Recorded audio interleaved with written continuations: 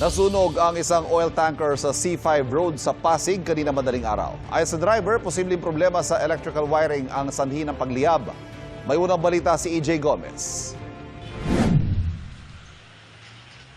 Nagliyab ang oil tanker na yan sa bahagi ng C5 Road sa barangay Ugong, Pasig pasado alauna ng madaling araw kanina.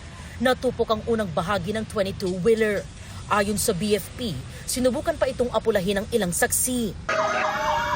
Hanggang sa dumating ang mga bumbero.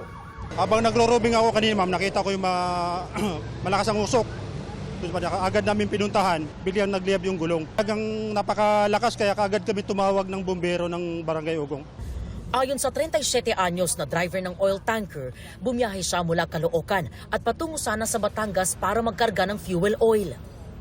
Mini-maintenance naman po yung mga truck namin. Maayos bago lumabas, maayos naman po yan. So ang naging problema ay? Ang electrical po.